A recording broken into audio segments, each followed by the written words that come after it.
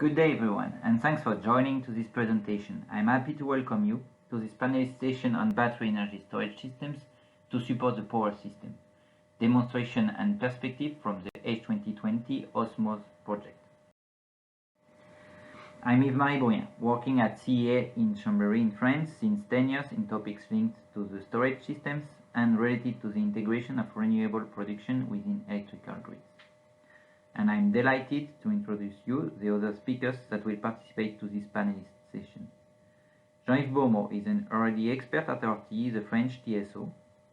He joined EDF R&D Center for Power System in 1996, and in 2003 he specialized on cross-border management and market mechanisms in the R&D division of RTE, with an involvement in the Central Western Europe market coupling initiative, especially with flow-based methodology. Francesco Guerini works at the Laboratory of Distributed Electrical System managed by Professor Mario Paolani at EPFL in Switzerland. Alberto Escalera works as Innovation Advisor at Elevit, the innovation platform of Red Eléctrica de España, the Spanish TSO. For OSMOSE, he managed the work package for Spanish demonstrator.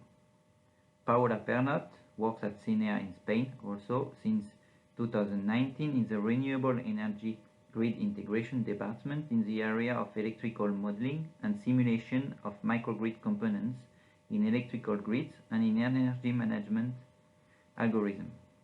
She has experience in advanced control of electric grids, simulation, testing and analysis of power generation plants, mainly from renewable origin, generation system and electrical power systems.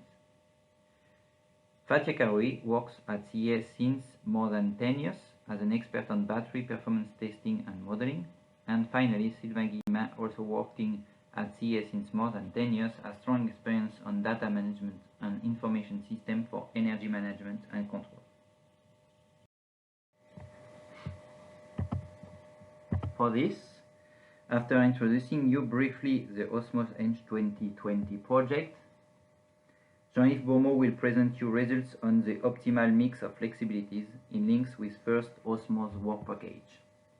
Francesco Guerini will explain development of grid forming control of BESS providing multiple services in relation with work package 3 demonstration activities. Then Paula Pernot and Alberto Escalera will show you example of multiple services provided by the coordinated control of different storage and facts device developed for the work package 4 demonstrators. And finally, Fatia Karoui and Sylvain Guillemin and myself will speak on evaluation of BESS performance through diagnosis and prognosis for these systems thanks to dedicated tools and platforms developed within work package 7 of OSMOSE project. Let's introduce you briefly OSMOSE H2020 European project starting beginning of 2018 and ending beginning of 2022. For wider information, you can go to our website. OSMOSE deals with flexibility for power system as a whole and defined as a power system's ability to cope with variability and uncertainty in demand, generation and grid over different timescales. Hence, it gathers adequacy topic at long timescale, grid safety at short to medium timescales, and up to very short timescale with grid stability. Ongoing energy transition towards decarbonization with especially expected large production from renewables and induced transformation of the power systems will create new needs for flexibility for very short term to long term. OSMOSE aims to propose an optimal mix of sources offering flexibilities for these power system requirements, from renewable generation plants, demand-side management, dynamic grid management, and of course, storage systems, and especially battery energy storage systems, topic of this panelist session. OSMOSE project is coordinated by RTE and it involves 33 partners from 9 countries with TSO, power equipment manufacturers, storage manufacturers, engineering companies, industrials, university and research institutes. OSMOSE is organized in 7 linked work packages. with Work Package 1 working on optimal mix of flexibilities for different decarbonized scenarios, and Work Package 2 working on required market designs and regulations. 4 demonstrators in France, Switzerland, Spain, Italy, and Slovenia intends to demonstrate flexibilities offer with grid forming and multi-services hybrid storage, multi-services by different storage and fax device, especially for weak electrical grids, also multi-services by coordinated grid devices, large demand response and renewable production plants, and finally a 15 minutes cross-border energy market. Work Package 7 aims to work on different solutions to ease the scaling up and replication of this solution tested in the demonstration, starting from standardization, TSO-DSO coordination, optimal sizing of storage, and finally analysis of BESS performance that will be presented to you at the end of this session. We will try in this panelist session to address 3 main topics regarding battery energy storage systems to support the grid. With long timescale focus through the profitable place for storage today and in long-term decarbonized scenario, it will be the first presentation by Jean. With very short-term to medium timescale focus on how to design BESS and their controls to provide efficiently multi-services and maximize their value. With a second presentation by Francesco, more dedicated to strong interconnected electrical grids, and the third presentation by Paola and Alberto, more focused on weaker grids. And lastly, on the main challenges faced by BESS operators today and how to build on their experience. Now, I let the floor to Jean-Yves for the first presentation on optimal mix of flexibility. Hello everyone! Thank you very much for attending this session. I am Jean-Yves Bourmeau from RT, and I am working within the H2020 OSMOSE project on trying to define what could be the optimal mix of flexibilities. I would like to present to you some of our key findings. First of all, let's start with the objectives of this presentation. A viable definition of flexibility should go beyond a mere buzzword into a workable concept for prospective studies.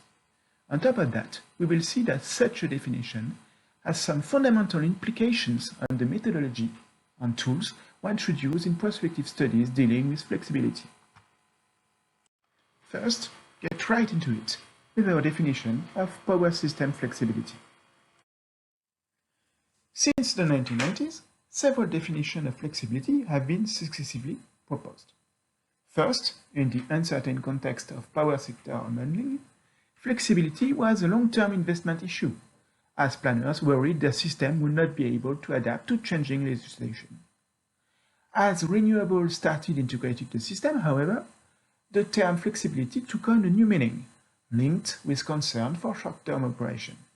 Later on, as renewable shares increased, challenges began to appear on longer timescales. This list illustrates the need for a broader and more robust definition of flexibility encompassing the above elements. In OSMOSE, we understand flexibility as a system's ability to cope with variability and uncertainty. As such, flexibility cannot be clearly distinguished from the ability to securely operate the power system by matching supply with demand, managing waste congestions, and ensuring electricity quality. In practice, variability and uncertainty occur on different timescales and for different reasons. On the long term, power system operation is made uncertain by the difficulty to predict energy policy, the evolution of consumer habits, economic growth, etc. On the medium term, power system operators must face cyclical variations in demand and in renewable generations, as well as manage plant outages. On the short term, power system operation is constrained by incidence and forecastability of weather-dependent demand and renewable generation. There are many ways of providing flexibility to cope with variability and uncertainty. Broadly speaking, one can either modulate generation output, modulate demand, interconnect to smooth variations through space, or store energy in a different form to smooth variations through time. Several years ahead of real time, the system operator can choose to invest or decommission flexibility solutions, while on shorter timescales, only existing infrastructure can be activated. As already mentioned, system operators have always had to cope with variability and uncertainty, but the energy transition is definitely changing this flexibility landscape. On the one hand, renewable development is increasing flexibility requirements. On the other, historically dominant flexibility solutions like thermal plants are being phased out. And finally, new solutions like batteries or power-to-gas units are emerging. Many metrics have been proposed to capture flexibility. However, OSMOSE identified two gaps in the traditional metrics. One of them is related to flexibility requirement on timescales beyond a few hours. The other is the question of what technology actually provides flexibility in a given system. I will now briefly describe quantification methods proposed by the OSMOSE project and mention a few example applications. The proposed approach for quantifying flexibility is based on the observation that different flexibility solutions behave in different ways depending on the time scale, thus fulfilling different roles in the power system. First, our method quantifies the flexibility requirements, independently considering the annual, weekly, and daily timescales. The process takes the net load as an input. It has the load minus the non-dispatchable generation, which mainly consists of variable generation from renewable energy sources. The early time series of net load can be obtained either from real system data or from simulation. The annual, weekly, and daily components of each time series are separated using frequency filters. Then our method quantifies the significance of each flexibility solution's contribution to the total system effort, considering the same annual, weekly, and daily timescales. The process takes the generation of each technology as an input. In the specific case of demand response, the time series of activated volume is used instead. For each timescale, the resulting modulations are stacked to produce a graphical tool. In the next slide, we will look in more detail at an example based on real data for the French power system in 2018. Each ribbon shows the extent to which a solution generates more or less than it does on average. For example, when the red ribbon is stacked above other ribbons, gas plants generate more than they do on average. Conversely, when it is below other ribbons, gas plants generate less. For interconnectors, depending on a system's annual exporting or importing status, a ribbon stacked above the others may refer to higher export or lower import than an average. If we compare timescales, it is very clear that the solutions providing flexibility are very different. On the annual timescale, nuclear is a major contributor, while on the daily timescale, interconnectors, pumped storage hydro, and flexible load play a more important role. Note that here, flexible load consists of hot water boilers.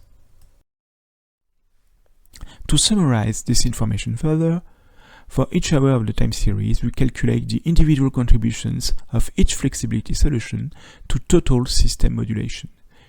This leads to a distribution for each solution and each timescale, which we can then represent graphically using a box plot. In France, nuclear is currently the main provider of long-term flexibility, while flexible load plays a fundamental role in terms of daily flexibility.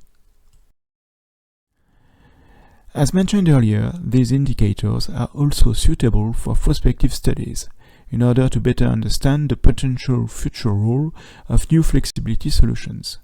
We have applied these tools to systems with contrasting characteristics, showing how flexibility provision changes with system structure and size. In this example, looking at a scenario for 2035, we can see the trickle-down effects of electrolyzers competing with nuclear for the long-term flexibility, but also with short-term flexibility solutions like pumped storage hydro and batteries, although electrolyzers were not built for that purpose. Let's now switch to the implications this definition has on methodology and tools for prospective studies. In such a changing context as energy transition, the question of what technologies should be used to best manage variability and uncertainty is rather open. Among all flexibility sources which are competing for positions in the flexibility market, a holistic modeling is required to take into account various costs, overlapping timescales, and contrasted efficiency levels. As flexibility requirements range from long-term to near real-time, the optimal solution will be, in most cases, a combination of several flexibility sources. Additionally, some trickle-down effects may exist if long-term flexibility sources with high capital expenditures and low operational costs, such as power-to-gas units installed to match long-term needs, are flexible enough to cannibalize near real-time sources such as grid batteries. Any cost-benefit assessment of flexibility sources strongly depends on the considered power mix, with its own characteristics. In addition, trajectories are essential in times of transition. In a nutshell, prospective studies on power system flexibility must be based on scenarios and pathways.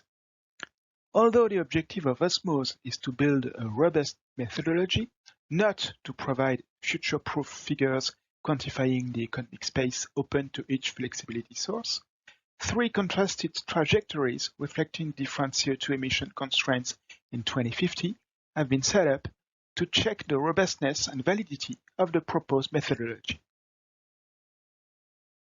As the power system is balanced on a continental scale, Europe is the relevant geographical scope for a study on flexibility needs, from very high voltage to low voltage level. In addition, one should target the full energy system to capture cross-sectoral effects of flexibility. Unfortunately, a detailed modeling of all this is currently out of reach. A workaround is to put in place a multi-scale modeling with a TSO-centric focus on the European power system, with clear interfaces with other sectors and vectors, and some downscaling to address DSO-related issues. Prospective studies usually rely on capacity expansion models, such as time or osmosis, to perform their computations. Unfortunately, these tools are known to underestimate the flexibility requirements, while they overestimate the flexibility provided by flexibility solutions. In total, the value of flexibility is strongly underestimated, which was not an option for OSMOSE. On the other hand, production cost models such as Antares perform much better at assessing the actual behavior of flexibility solutions, and therefore deriving the total operational system costs. However, they are not designed to perform investment planning.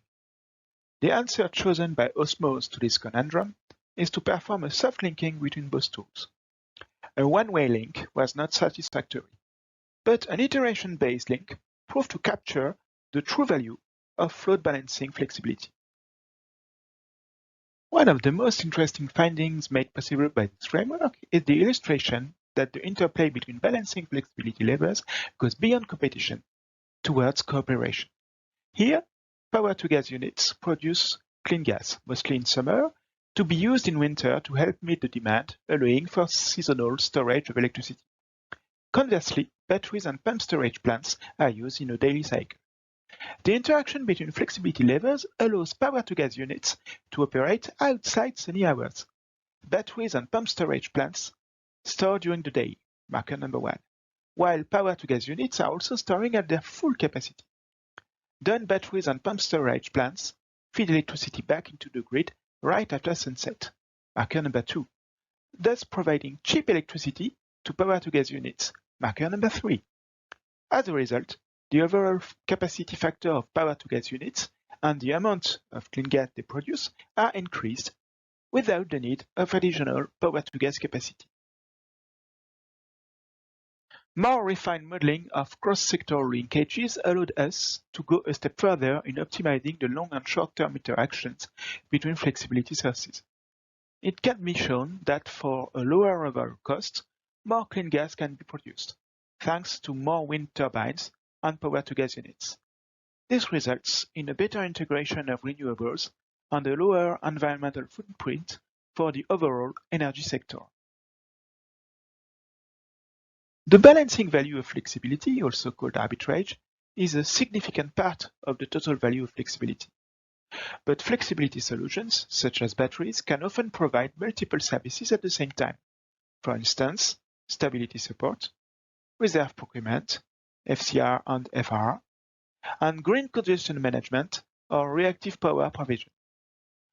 While a thorough understanding of the benefits and constraints of multi-service is necessary to fully grasp the economics of flexibility and therefore size the devices appropriately, doing so in our modeling would have added a new layer of complexity to an already very complex problem. Because of computational and methodological limitations, OSMOSE has instead chosen to supplement the simulations with experimental results from demonstrators, as will be illustrated in the next presentations. Thank you very much for your attention.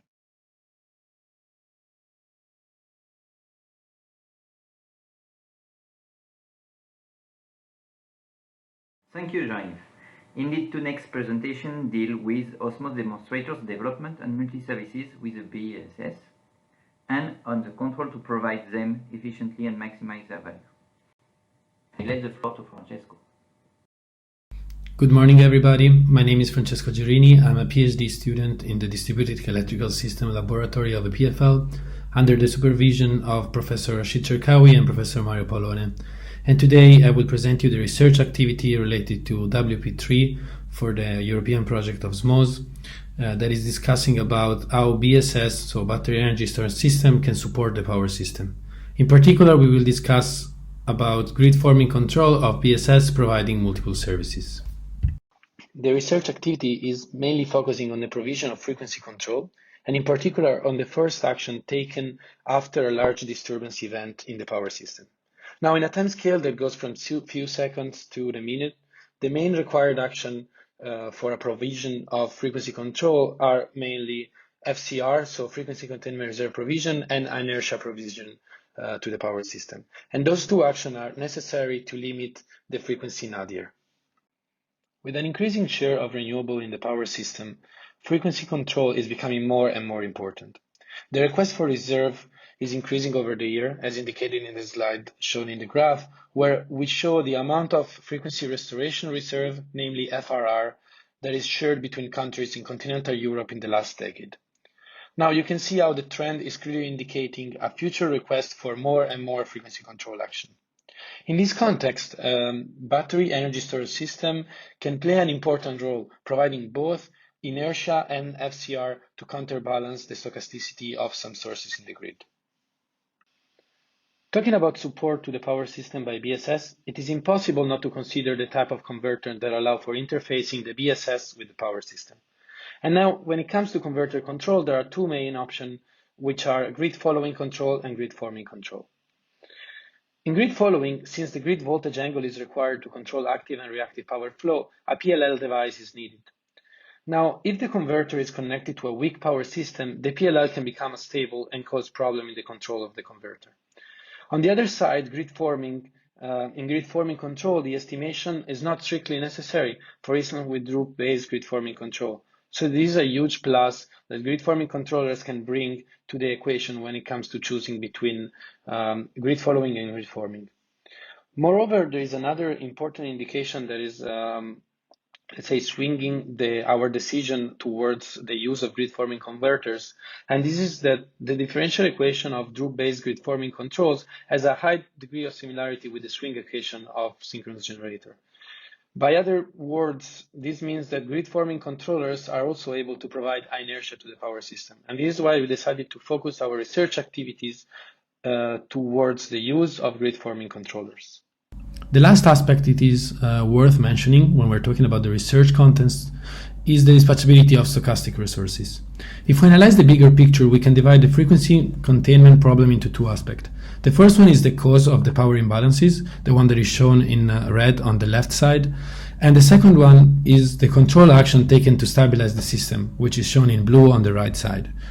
So this represents frequency containment reserve, frequency restoration reserve, and the reserve replacement process.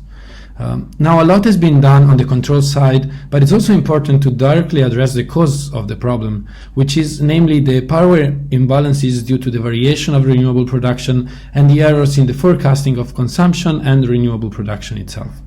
For this reason, we want to try to achieve a better dispatch of stochastic resources in our control framework, and this calls for the name multiple services provision. So we're not only addressing the control part, but we're also trying to reduce the causes of power imbalances.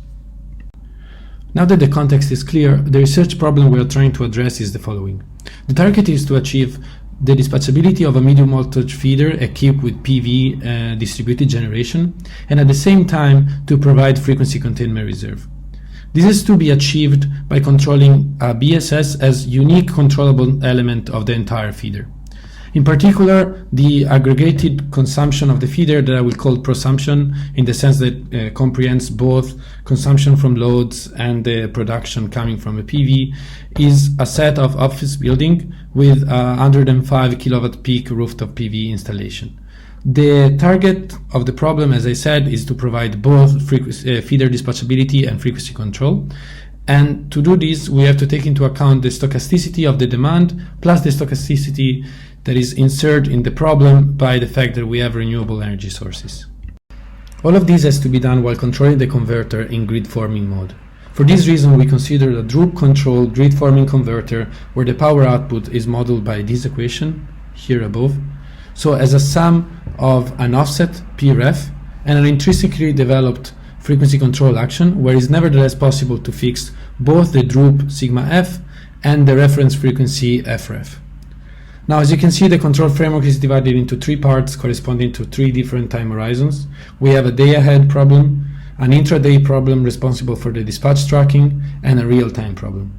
In each of the three parts of the algorithm, we are responsible for computing one term of the power equation above. So the day-ahead problem is fixing the droop, the dispatch tracking problem is fixing the power offset Pref, and the real-time problem is fixing the frequency reference FRS to be given to the grid forming controller. Without getting too much into details, as the current framework is detailed in a paper that is not submitted yet, the provision of multiple services is structured as follows. In a day-ahead problem, we perform a forecast of load and PV production, and we compute a dispatch plan. The day-ahead is also responsible for computing the amount of energy and power required to the BSS in order to achieve the dispatch plan in the best and the worst scenario. Now, if the nominal energy of the BSS is greater than the one needed for achieving dispatchability, we can allocate the remaining energy for FCR provision by fixing a droop sigma f. And this is the first term that goes into the equation that you can see above in the slide. Once the dispatch plan is defined and the sigma f is defined, we move to the intraday problem, and this is nothing else than a tracking of the dispatch by means of a MPC control relying on short-term prediction of the prosumption in the feeder and on the BSS model. Finally, in the last step, the real-time step, the set point is converted into a frequency set point to feed the grid forming converter, and we also perform a check of the capability curve. So if the final set point is getting outside of the capability curve of the converter, we solve an optimization problem to find what is the closest best point in the capability curve that we can work with. The overall framework is responsible for both achieving the dispatchability of the feeder and providing frequency containment reserve to the power system.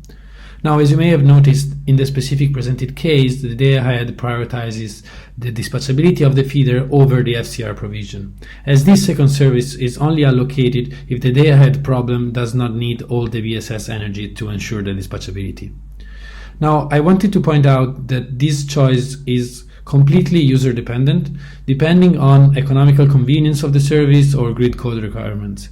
For example, if the user has a contract with a TSO for FCR provision with a fixed droop, this service can be prioritized in the day-ahead problem, and the remaining energy can be allocated for the dispatch service. That will therefore inevitably not be always achieved if the presumption stochasticity is too high. Moving on to the experimental validation, the experimental setup is what I presented before. So we're talking about a medium voltage feeder connected to the high voltage in the point that we named Frankly in the primary substation.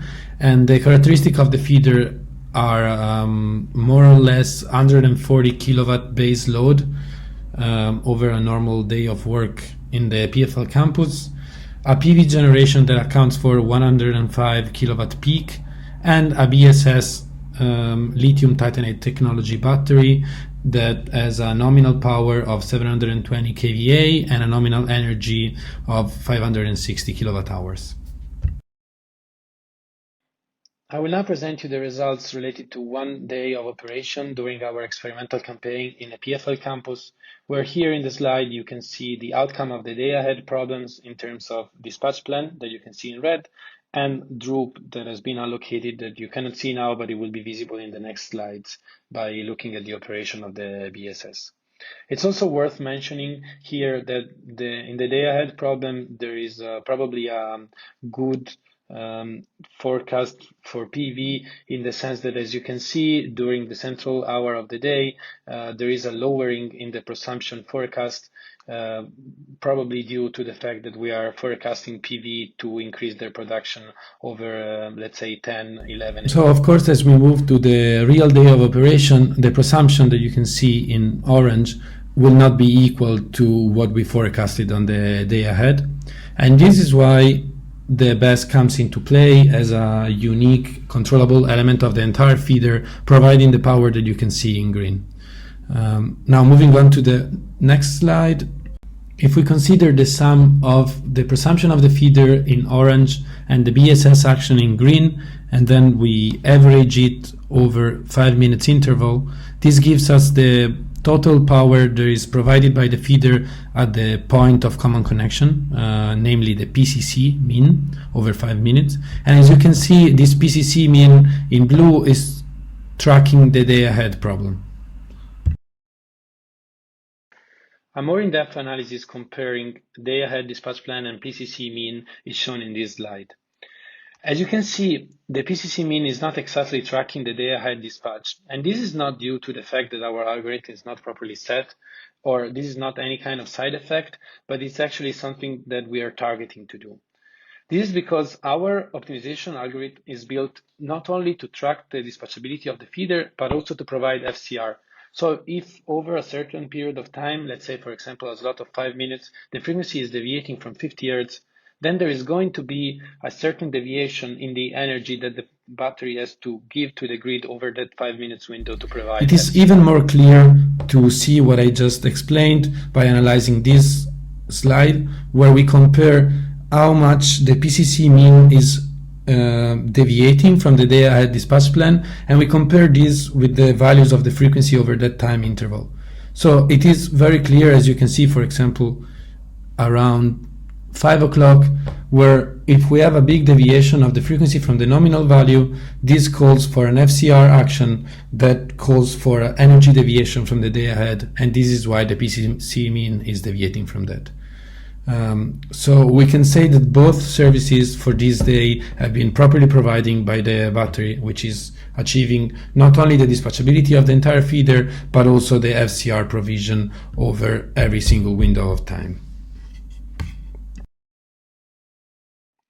Once the control framework is validated by multiple experiments, we wanted to take a step back and analyze what are the main effects of grid forming and grid following control on the power system, and in particular on the local feeder. Now, it is clear to everybody that a 720 kilowatt BESS cannot really influence the frequency in continental Europe. So for this reason, we developed 2 indicators to assess the local impact of converter control on the local grid. Those 2 indicators are shown in the slide, and are named relative Rokov and relative PAD. Both indexes are relative as they are normalized by the battery power injection, so that the BSS size does not influence the final value. Relative Rokov is estimating the rate of change of frequency at the PCC point over a center period of time delta t following a large disturbance event. A more contained Rokov means a more stable grid, and vice versa. Talking about the relative PAD, the relative PAD is instead looking at the phase displacement between the BESS connection point and the PCC point of the feeder. So an increased displacement in the voltage angle indicates a more effective action of the BSS after a large disturbance. Now, as you can see from the graph on the right, they are presenting experimental validation. We computed both indexes of for different experiments that we ran over our change, so to capture big frequency deviation. And in both of them, grid forming control is proved to perform better than grid following, in the sense that we can expect and we experienced a lower rate of change of frequency locally at the PCC and a bigger angle displacement between the angle voltage measured at the connection point of the battery, so what is shown in the picture by PMU2, and the angle voltage at the PCC, so what is shown in the picture as angle 0. To conclude, we can state that due to the massive connection of renewable power generation, the power system is in need of more inertia and FCR provision, and this can be given by grid-forming BSS to the bulk power system. On top of this, the contribution of converter-controlled energy sources should be regulated by means of adequate grid codes and market mechanism, taking into account the peculiarity of those technologies. Finally, the day-ahead dispatch of an active distribution network hosting both stochastic and controllable resources needs to be regulated in view of its large potential to reduce the FCR needs by a bulk power system. With this, I would like to thank you very much for your attention, and also to mention the colleague I'm working with on this research, Yui Zuo and Rahul Gupta, together with Professor Mario Pallone and Professor Rashid Cherkawi, that are supervising our research. Thank you. Thank you, Francesco. Short and very short-term services are effectively important for grid safety and stability, and especially true grid forming capability is useful for large interconnected power grid with, in the future, lots of renewable generation interface with power electronics. But multi-services could also be suitable for a wider range of services to the grid, and especially to weaker grid with less inertia, as in the Canary Islands, as you can see in the next presentation. The floor is yours, Alberto and Paolo. Hello, my name is Alberto Escalera. I work in Eloquid, the innovation platform of Red Eléctrica de España, which is the transmission system operator in Spain. Today, I am going to present some developments in Work Package 4 of OSMOSE project. This project has the focus of providing multiple flexibility services by using different energy storage and FATS devices. To start, I will explain the objective of the project. The objective is the development and demonstration of a hybrid flexibility device able to provide multiple flexibility services to the grid by coordinating different energy storage system and power electronics devices. This demonstrator has been designed to deal with problematics typically in isolated power system as the ones in Canary Islands, where projections establish high levels of renewable penetration in coming years. These problematics are shown here in the table, are abrupt variations in frequency at voltage, frequency deviation, grid congestions, and grid voltage deviations.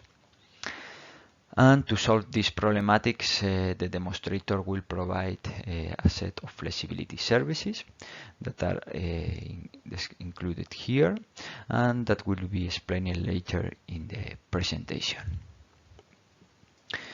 Now I am going to present the demonstrator.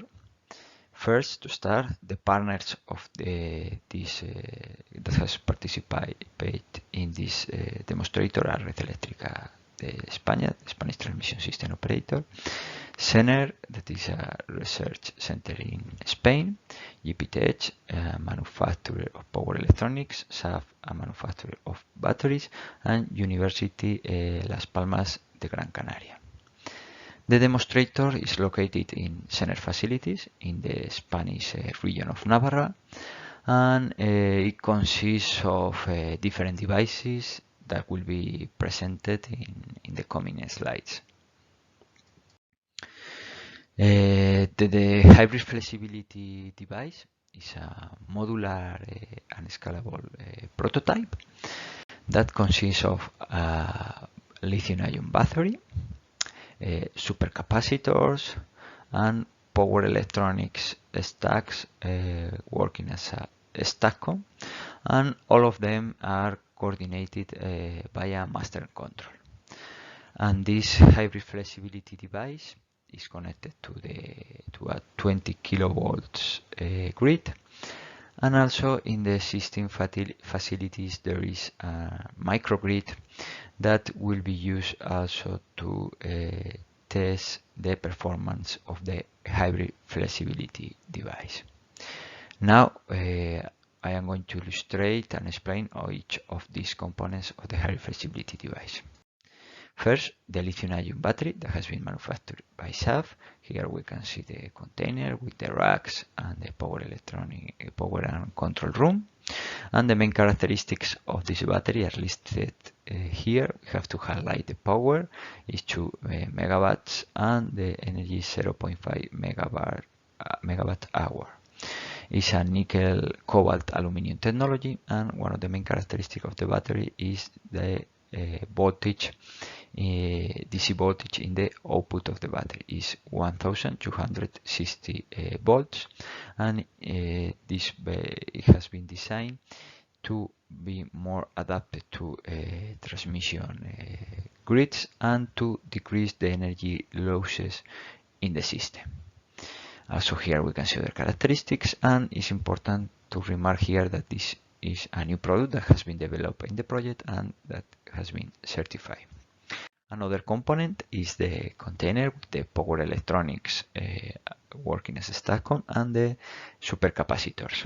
Here we see a picture of this container, and the parts of this device are the inductance for the grid connection, the power electronics stacks, also the supercapacitors, and the control and auxiliary supply board.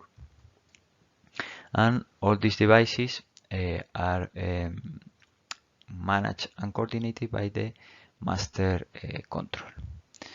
Before to explain the master control, we are going to describe the functionalities of the demos to be provided by the demonstrator, by the hybrid flexibility device. Functionalities are divided in 3 control levels. The first control level has the objective to guarantee grid stability, and the services that provides is inertia emulation, similar to a conventional generator, fast fault current injection to introduce reactive power that mitigates voltage dips and the perturbations, also power oscillation damping to mitigate fluctuations with frequency between 0.1 and 2 Hz, and primary frequency regulation under perturbations in the grid. This first control level is not operated by the master control because the response of this control has to be fast and is implemented in local to the device. The second control level provides voltage and frequency control services when the grid is stable, and the functionalities to be provided are a continuous primary frequency regulation, injecting or absorbing active power under deviations or variations in the frequency. Also voltage control, defining a set point of the voltage in the point of connection to the grid, and also a set point of the reactive power to be provided or absorbed by the device. And we have also a third control level that optimizes the management of all the flexibility devices, taking into account the characteristics of each device and also optimizing their performance, for taking into account the degradation, for example in the case of battery, and the services to be provided by this third control level are set point tracking by defining power to be provided by the flexibility device, Also program management, where we have a profile of power and duration of this power to be provided during time, for example, for 1 day. And also we have congestion management to avoid or mitigate limitations for renewable penetration in the grid connection point. This second and third control level are operated by the master control. And now I give the floor to my colleague Paula to explain in detail the master control. Thank you, Alberto. It was a nice and interesting presentation. Hello, everyone. I am Paula Pernaut from CENER. I am working with the H2020 OSMOSE project, or Package 4, on developing a master control to provide the mentioned services to the grid. The master control supplies services that provide reliability to the grid by coordinating the operation of the different storage systems and power electronics previously presented. The different services of the master control can be activated and configured as wish of the system operator to provide the desired response according to the grid situation.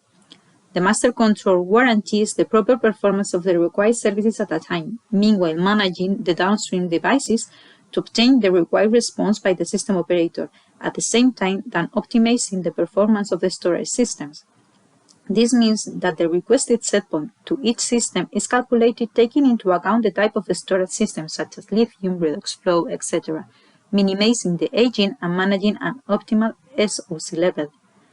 The master control, through its own SCADA, detects different events of the grid, the status of the devices, and receives the orders from the system operator, and with all that information delivers the required setpoints to the devices to obtain the expected results on the grid. Therefore, the intelligence of the master control distributes the services configured by the user among the different devices for optimizing their performance and maximize the flexibility services to be provided. This is a screenshot of the SCADA, where the main information and power flow are presented in real time. The services provided by the master control at the point of connection with the grid are assured, and the key aspect of its performance is the management of the different storage systems to obtain the global response at PCC. The aims of the storage management are to minimize the degradation and enlarge the life length of the systems. Therefore, the global power setpoint is dispatched between the different storage systems, and the power setpoint for each device is calculated by optimizing this function, which minimizes different aspects for each system: the necessary using time, the SOC deviation from its optimal value, the usage of the storage in aggressive power ranges or in ranges that increase their degradation, and the energy not supply.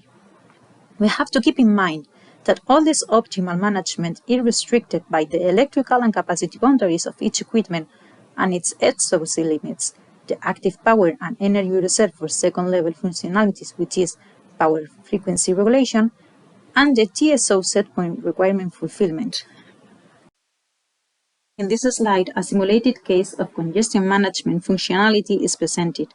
The objective is to test the master control capability to manage different technologies while allowing power exchange of the different devices with the transmission network. Since the aim of this functionality is to supervise the power at PCC to avoid congestions in the connection node with the grid, the output power is regulated by taking into account the established limit in the node, which can be dynamically changed, and the renewable energy generation without curtailing its production. Therefore, the storage devices are controlled to achieve the established power limitations of the node. In the first image, there are represented the PV generation and the power desired in the node. The set of storages try to compensate for the deviation between photovoltaic generation and the PV prediction, which is 15 minutes updated. This deviation from the planned generation at the PCC, the black curve, is computed in the master control and then sent via communications as a set point. The second image is the power computed in the master control and the power finally supplied by the storage systems.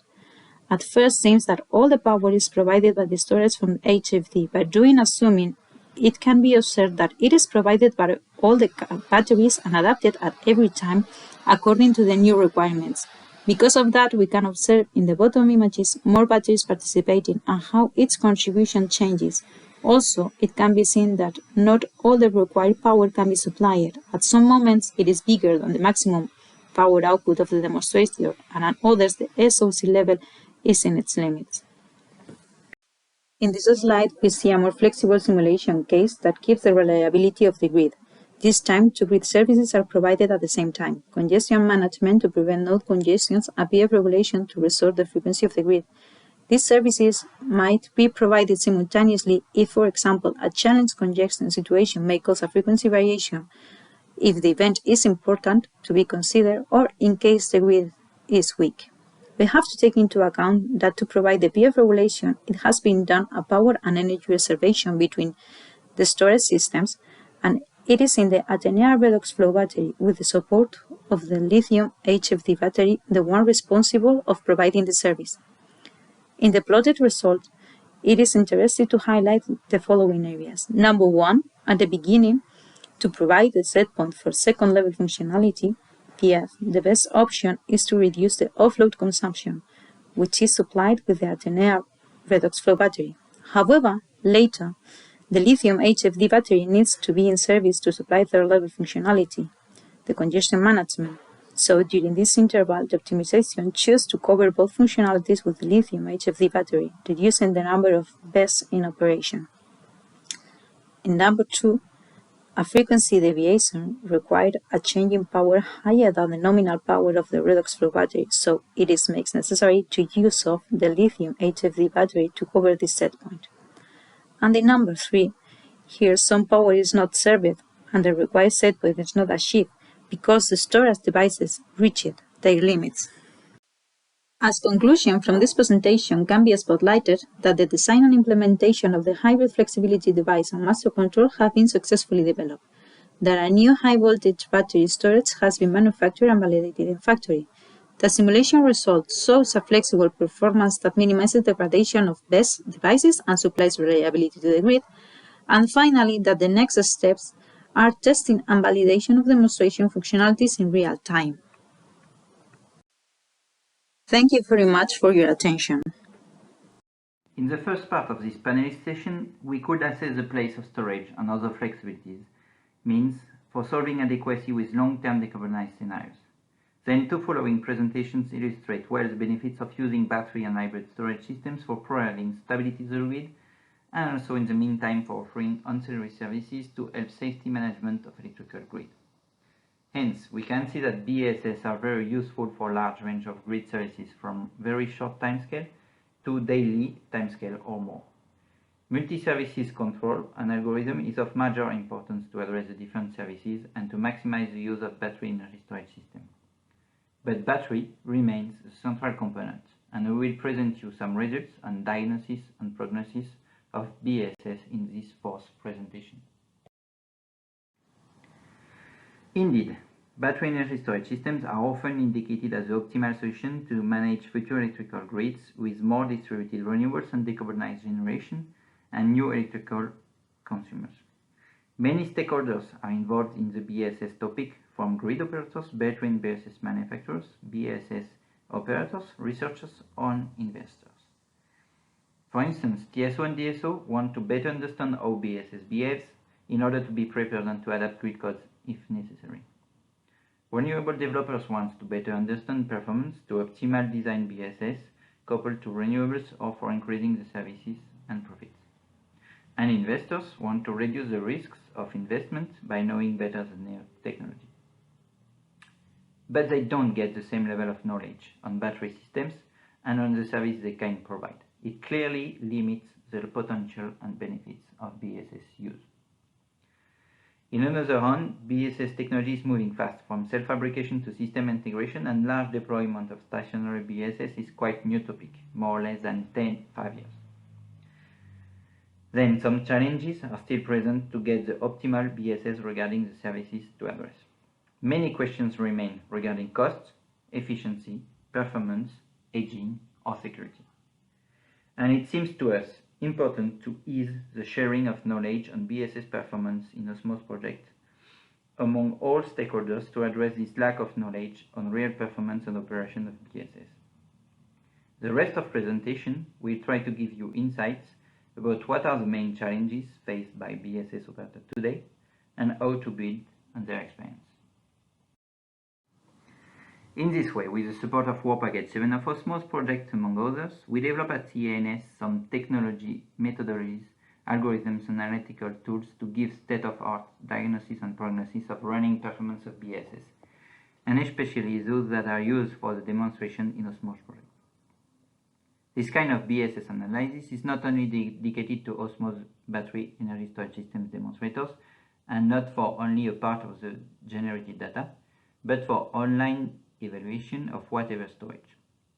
For sure, if you are interested with your battery storage system, you can contact us. That's why a whole information system with database and standardized data management have been developed and proposed. Sylvain will present it to you. Then some results on battery performance analysis and BESS analyzed by CEA will be given by Fatia with a special focus on state of health. But first, we can briefly share with you experience and return of experiment on security of battery energy storage system, as it's still a main challenge of such system, especially for lithium-ion battery. Safety is a major topic regarding lithium-ion technology. Simply, a lithium-ion battery cell is made of a negative electrode, could be graphite or seldom lithium titanate, a positive electrode with lamellar materials as oxides of nickel manganese cobalt, NMC, nickel cobalt aluminium, NCA, or cobalt, LCO, and other ones as iron phosphate, LFP, or manganese spinels, LMO. Two current collectors, a separator to avoid internal short circuit between both electrodes, and a liquid organic electrolyte allowing ions of lithium to shuttle between both electrodes for charging and discharging the battery. But some electrical, mechanical or thermal abuses as under and over voltages, over and under temperature, external or internal short circuit, crush, could lead to internal exothermic chemical reaction and likely to thermal runaway, gas generation, venting, and sometimes fire and explosion. Some components like graphite electrode and organic electrolyte is a fire. It exists standardized tests to prove lithium-ion cell and system safety, but risk could not be totally avoided, as illustrated by recent fires in Korea or in Australia. Indeed, lack of security is inherent to lithium-ion technology. And it was the case, unfortunately, for one of the OSMOSE BESS demonstrators, even if it uses an iron phosphate technology with positive electrode of LFP, which is safer to other ones, due particularly to electrode structure and lower voltage. The whole BESS container burnt, and firemen spent some hours to control it. The fire occurred during the first weeks of BESS testing at demonstration site. First conclusions show that it's not due to thermal or mechanical abuses, but likely to electrical one. But for the moment, investigation is still ongoing, and the exact causes of battery failure is not known. Even if we could not conclude to the exact cause of fire, some first experiments could be shared on this incident, which is also a possibility in such demonstration project as OSMOSE. Iron phosphate lithium-ion technology is safer than others, but safety and fire risk still exist, always as for other technology storage. During design and building phases, it's important that all involved entities share as much as possible knowledge. For fast fire, as the one faced by the demonstrator, it's difficult to investigate on the cause. Indeed, it's not possible to get access to monitoring data from battery management systems as they burned, and there was no frequent data archiving outside the BESS. BESS security systems still need to be improved to avoid running cells in unspecified conditions, especially of temperature and voltage. Fire extinction system to be improved, especially to avoid spreading of fire from a cell module to the entire container. Better knowledge sharing with local firemen services on how fighting the incident is necessary. And finally, it's important to keep place around BESS to ease firemen action to avoid fire spread to other BESS or important assets. Not installing two containers above one another, especially if battery container is the upper one, is also useful. Then, after this brief overview on BSS security performance, I let the floor to Fatia for presenting diagnosis and prognosis approaches for BSS evaluation. I will present here our methodology for diagnosis and prognosis of energy storage systems. We have already presented the first developments on 2018 in IRES conference and written the paper referenced here. Today's presentation deals with further developments. The data processing is a key step in the development of advanced approaches for system analysis. In the first step, an acquisition of the monitoring data is performed automatically. The data is sent from the power plant to us via SFTP. Then, data processing structures the raw data and extracts the performance key indicators KPI using statistical techniques. 5 main families of indicators are proposed. The operation indicators EDU, which calculates the system availability rates, the shutdown, the pause times, the relevance rate, and the filtering of the raw data. The status indicators EDE, which concern the evolution of the main quantities that affect the state of the battery. For this family, we accumulate the time spent for the state of charge, the temperature, the voltage, and other monitored parameters during a representative period of the operation of the batteries. The solicitation indicators EDS, which are based on the evolution of the main quantities related to the use of the battery, the distribution of the current, the power solicitation, the BMS limits, the depth of discharge will be taken into account. The performance indicators EDP, which are the Faradic and energetic efficiencies and losses, will be computed. In order to improve the accuracy of these indicators, the out-of-operation time of the storage system for maintenance is taken into account. The comparison indicators EDC, the idea here is to compare for the same storage system the EDE, EDS, and EDP indicators for several days, weeks, months, and years. Also, we can compare the EDE, EDS, and EDP indicators between several ESS for the same period of time, day, week, month, or year. All this allows to diagnosis, prognosis, and operation aging. These algorithms are coded into 2 tools, A4 and SIEGE. My colleague will present to you the developments on SIEGE. Before this, I would like to remind the main definitions allowing to understand this work. The diagnosis, which is the step that aims to localize the defective component and identify the nature of the failure according to an effect-cause approach. The prognosis, the objective of prognosis is to predict the future state of the system. In our work, we aim to estimate the state of health indicators based on monitoring features and deviation analysis. The operation aging, this last step of decision-making helps to optimize the overall operation of the system. Depending on the indicators calculated by the diagnosis prognosis tools, an action plan is triggered. This action plan may correspond to a maintenance intervention on the storage system.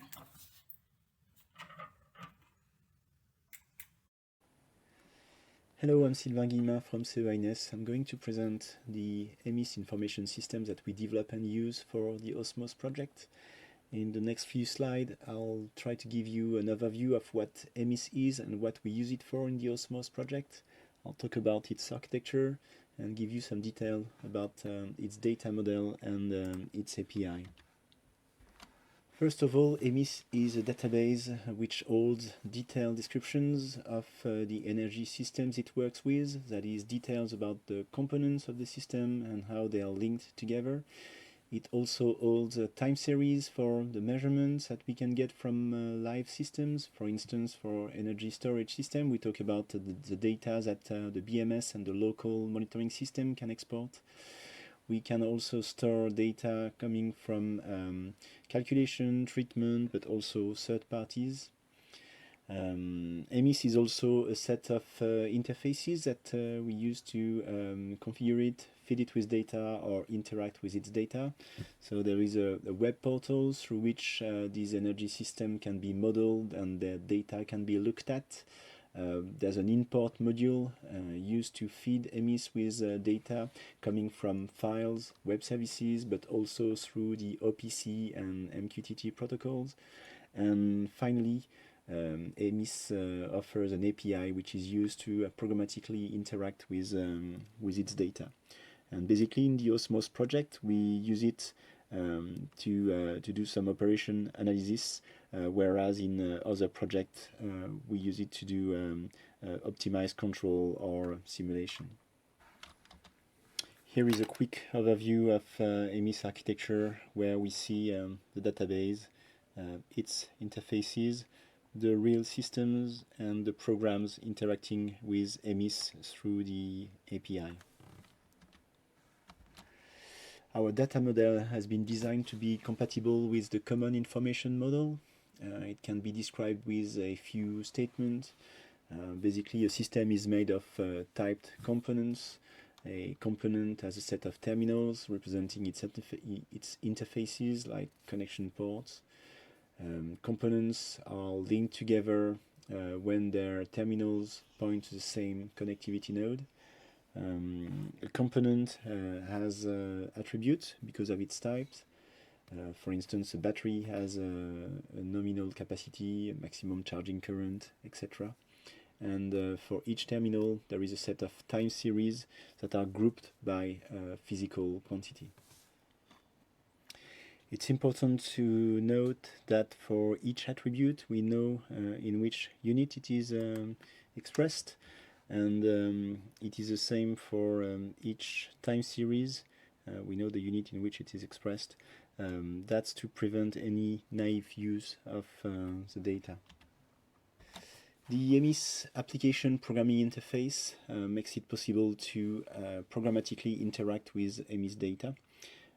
As said before, it can be used to write operation analysis program like we do for the OSMOSE project, but also to write energy management systems or to interface EMIS with other systems. Basically, the features that are offered are full access to every object in the EMIS database, meaning the energy system descriptions, the time series, and that's for reading that information, but also changing it if needed and if the user is allowed to do it.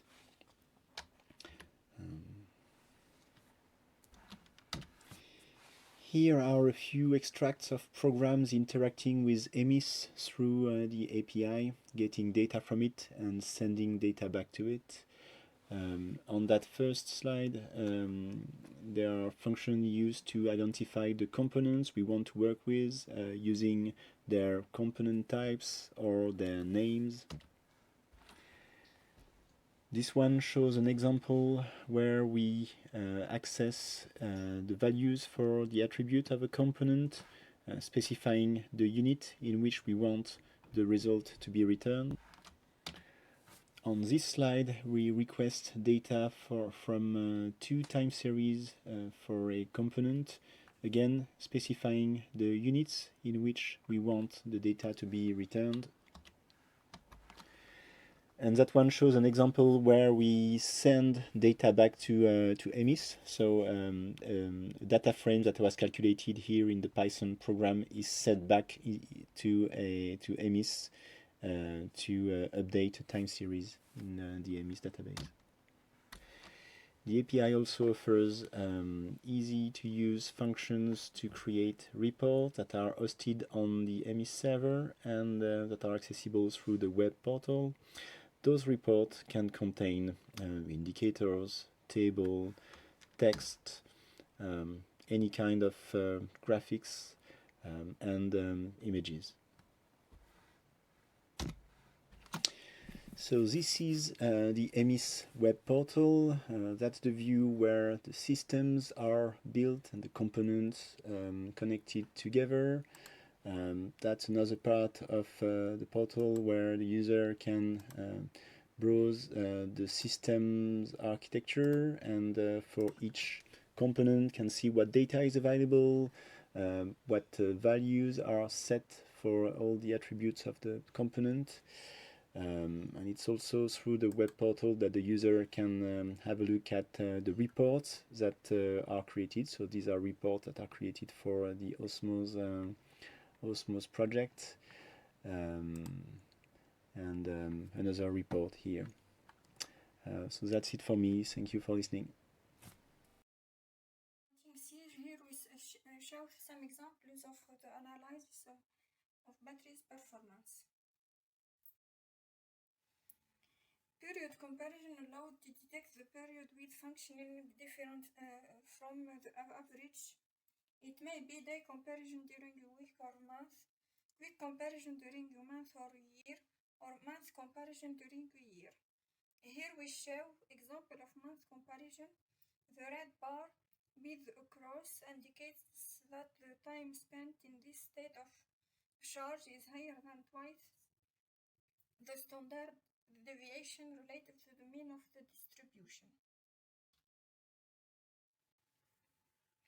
The above chart called heat map shows the state of charge range usage on the selected period of each time of the day. The pink colors indicate the more occurrence. For example, here on day 5 there is a time spent between 90 and 100% longer. Here histogram is centered on the 55% of function of power.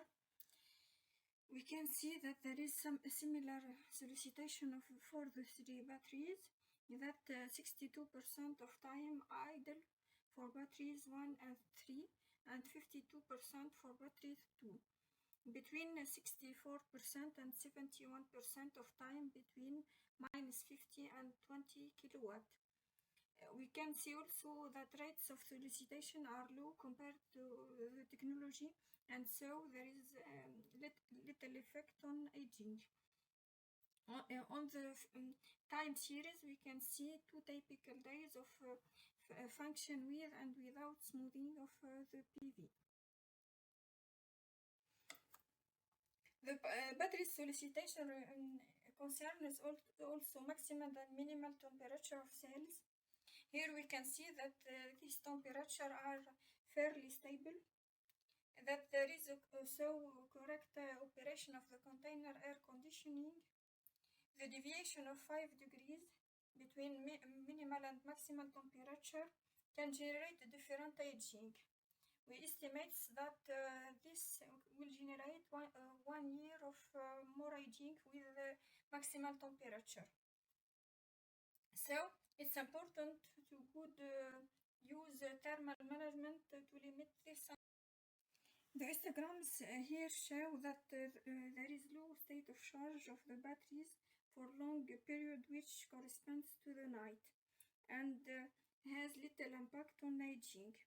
The high state of charge may occur in the middle of the day and is not frequent. This limits the calendar aging for the lithium-ion battery used in the analyzed system. The performance analysis includes also the validation of the state of charge calculated by the battery management system. We can see here that there is no significant deviation, and also that there is a linearity between the charge ampere hours and the difference of state of charge. We can see examples of round trip efficiency of the batteries. The round trip efficiency is 93% for the battery container 1 and 2 and 91% for battery container 3. We remind here that for round trip efficiency calculation, we need to that the initial state of charge is equal to the final state of charge of the discharge taken into account.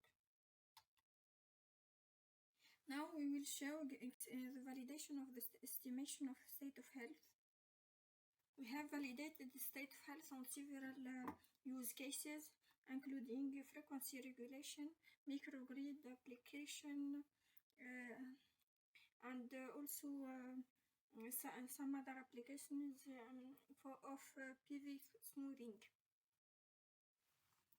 Here we can see a chart showing the results of comparison between reference state of health estimation and the state of health estimated by our algorithm. We can see that there is a good performance of the algorithm even when the battery is replaced when it reaches 70% of state of. The graph here shows that the state of health relative to the nominal capacity is lower than the BMS. The state of health relative to initial capacity is closer to which from the BMS. There are also some fluctuations of the state of health computed by the BMS. The difference between state of health relative to the nominal capacity and relative to the initial capacity is specific to this project due to calendar aging of the batteries before the commissioning of these battery energy storage systems. Now we can draw some conclusions of this. The analysis of on-grid energy storage systems leads to the development of two tools, the advanced data analysis tools and the algorithm coding of these tools in Siege. Many indicators are calculated for battery energy storage systems using data-driven approaches, statistics, and/or expert algorithms. We have computed the useful indicators for operation and maintenance of batteries. We applied them to many use cases of lithium-ion energy storage systems. We have the possibility of accurate prediction of the state of health of the studied lithium-ion battery energy storage systems. As perspectives, we can apply these algorithms to the demonstrators of OSMOSE project in the framework for package 7. We also continue to develop other diagnosis and prognosis functions.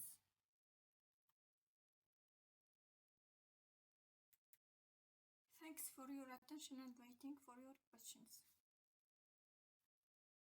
Now, I would like to thank you for your attention for this ISGT session about battery energy storage systems to support power systems, with demonstrations and perspectives from the European H2020 OSMOSE project.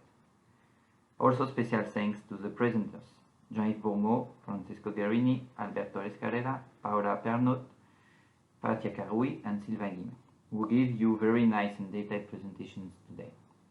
And also to all the contributors for these presentations and to project coordinator. We really hope you enjoy the presentations and you can learn interesting things on BESS and its place today and in long-term decarbonized scenario, on BESS control to provide efficiently multi-services, and on the sharing of BESS performance. You likely have questions on the different presentations, and now we are pleased to answer you.